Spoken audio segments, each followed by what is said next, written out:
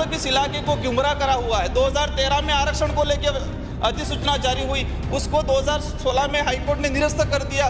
As it is कुछ शब्द संशोधन करके 2016 में वापस जारी कर दी गई। उसका आज तक कोई क्लियरिफिकेशन नहीं हुआ है कि वास्तविक आरक्षण किस तरह से मिलना चाहिए। हमारे इलाके में संत सुरमाल संत हुआ करते थे। जो डूंगरपुर जो शहर है वो राजा डूंगर बरंडा के नाम से था, लेकिन आज उनका कहीं उल्लेख नहीं है। तो मैं ये भी मांग करूंगा कि उनका जो जीवनी है, उनका जो इतिहास है, वो राजस्थान के जो पाठ्यक्रम है उसमें सम्मिलित किया जाए। दो राष्ट्रीय पार्टियां और दोनों एकजुट होगी, और यही स्थिति आज भी बनी हुई है। शिक्षा के क्षेत्र में इस देश में देखा जाए या राज्य में देखा जाए, युवा कहीं न कहीं बेरोजगारी की जो बढ़ती जा रही है, तो पिछले 2 वर्षों से जो स्थिति बनी आ रही है, हर भर्ती कोर्ट में जाके अटक रही है। तो क्यों नहीं ऐसी व्यवस्था बनाई जाए, हम भर्ती इस तरह कराए, हम एग्जाम इस तरह कराए, क्योंकि हर बार ये एग्जाम हो रहे हैं, कहीं न कहीं लीकेज हो रहा है, कहीं न कहीं पेपर आउट हो रहा है, बच्चे भटक रहे हैं। मैं आशा करूंगा इस सदन की ओर से कि बेरोजगारों को जल्दी से जल्दी राहत पहुंचाई जाए।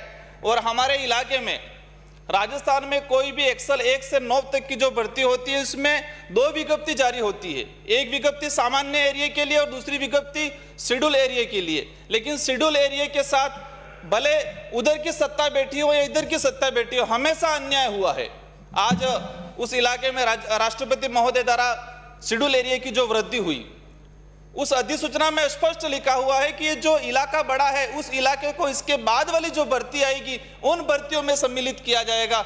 लेकिन ऐसा नहीं हुआ। शिक्षक भर्ती जो 2018 की जो शिक्षक भर्ती थी लेवल 2 और फर्स्ट में, वहां पर भी यही चीज हुई। और अध्यापक जो 2nd ग्रेड की जो भर्ती थी, वहां पर भी बच्चों के साथ कहीं न कहीं अन्याय हुआ। एलडीसी भर्ती हुई, उस भर्ती में भी उस इलाके के बच्चों के साथ अन्याय हुआ। हम ये चाहते हैं, क्योंकि आज तक इस इलाके को गुमराह करा हुआ है। 2013 में आरक्षण को लेकर अधिसूचना जारी हुई, उसको 2016 में हाईकोर्ट ने निरस्त कर दिया।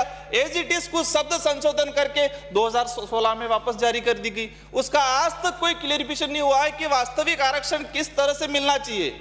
हम आपके माध्यम से सरकार को अवगत कराना चाहते हैं कि संविधान में जो प्रावधान है, 5वीं अनुसूची के अनुरूप जो आरक्षण है, वो आरक्षण शेड्यूल एरिया में लागू किया जाए, ताकि लोगों में जो भ्रम फैलाए। आज अभी जो घटना हुई, काकरी डूंगरी वाली घटना, वो बेरोजगारी को लेके हुई, वो भर्ती को लेके हुई, नौकरी को लेके हुई। वो क्यों हुई? क्योंकि 2018 से बच्चे सड़कों पर घूम रहे थे। कई लोगों ने उनको लालच दी, ये करा देंगे, वो करा देंगे, लड़कों को गुमराह किया और लास्ट में इस स्थिति की ओर बढ़े। इसलिए आपके माध्यम से सदन को मैं अवगत कराना चाहूंगा, सरकार को अवगत कराना चाहेंगे कि शेड्यूल एरिया में 5वीं अनुसूची के अनुरूप जो आरक्षण व्यवस्था है, वो आरक्षण व्यवस्था लागू की जाए। और साथ ही अभी जो चल रहा था, हमारे सिरोही से आने वाले माननीय सदस्य बता रहे थे कि किसी का बंगला ले लिया, किसी का वहां खाली करा दिया। तो डूंगरपुर जिले में हमारे जो स्थिति बनी कि वहां पर तो जो राजनीतिक पार्टियां है, उनका जो सिद्धांत है, वो सिद्धांत उन लोगों ने खो दिया। मैं तो आपके माध्यम से, सदन के माध्यम से ये मांग करता हूं कि पक्ष वालों को और विपक्ष वालों को, जो वहां पर जो सिद्धांत विहीन पार्टियां बना दी, दोनों पार्टियों का मिलन कर दिया, उन लोगों को निष्कासित करना चाहिए। ऐसे लोगों को, क्योंकि पार्टी इस देश को चला रहे हैं, 2 राष्ट्रीय पार्टियां और दोनों एकजुट होगी, और यही स्थिति आज भी बनी हुई है। तो हम अध्यक्ष महोदय, सभापति महोदय, आपके माध्यम से मैं आगे की कड़ी में, हमारे इलाके में संत सुरमाल करके एक संत हुआ करते थे, उन्होंने पूरे आदिवासी समाज में जन जागरण किया। ये गोविंद गुरु के पहले से थे। तो मैं चाहूँगा कि राजस्थान का जो पाठ्यक्रम है, उसमें उनकी जीवनी और उनके इतिहास को सम्मिलित किया जाए। डूंगरपुर का जो नामकरण, जो डूंगरपुर जो शहर है, वो राजा डूंगर बरंडा के नाम से था, लेकिन आज उनका कहीं उल्लेख नहीं है। तो मैं ये भी मांग करूंगा कि उनका जो जीवनी है, उनका जो इतिहास है, वो राजस्थान के जो पाठ्यक्रम है उसमें सम्मिलित किया जाए। माननीय सभापति महोदय, पिछले सदन में एक मांग उठी थी और सदन स्टार्ट ही था, उसी समय न्यूज़पेपरों में छपा था कि जाडोल प्लासिया से बच्चे गायब हुए, उधर घाटोल से बच्चे गिर भी रख दिए। ये घटना हुई उस समय, और पिछली बार जो सदन था, उस सदन में बहुत हंगामे हुए इस बात को लेके। लेकिन आज 1 साल गुजर गया, क्या सरकार ने ऐसी कौन सी व्यवस्था की वहां पर? क्या वो घटनाएं रुक गई क्या? जो गिरवी रखे जा रहे थे बच्चे, जो लोग बाहर जाने के बच्चे, जो छोटे छोटे बच्चे बाहर जा रहे थे मजदूरी करने के लिए। मैंने पिछली बार आंकड़ा निकलवाया, उदयपुर संभाग से 37,296 बच्चे स्कूल से ड्रॉप आउट हुए। ये सरकार का रिकॉर्ड है कि उदयपुर पूरे संभाग से ये 6 जिलों में से 37,296 बच्चों ने स्कूल से ड्रॉप आउट किया। इसमें सबसे अधिक उदयपुर जिला है, 20,945 बच्चों ने स्कूल से ड्रॉप आउट किया। वो बच्चे आज कहाँ हैं? किसी के पास, सरकार के पास कोई आंकड़ा नहीं है। मान लो प्राइवेट स्कूल में गए होंगे, 50% बच्चे गए होंगे, आज भी वो स्थिति बनी हुई है। इसका रीजन क्या है? कई रीजन है, गरीबी है इसका रीजन। इसके अलावा वहाँ जो भाषा है, जिस तरह से आज हम कह रहे हैं शिक्षा नीति में है कि मातृभाषा में स्टडी कराई जाए, लेकिन किस स्कूल में जो पहली से 5वीं तक बच्चा पढ़ रहा है, किसी स्कूल में मातृभाषा में स्टडी नहीं करवाई जा रही है। बच्चे को वहां डराया जा रहा है। बच्चा, कोई भी अध्यापक को इंग्लिश बोल रहा है, हिंदी बोल रहा है, तो वह बच्चा कहीं न कहीं डर रहा है।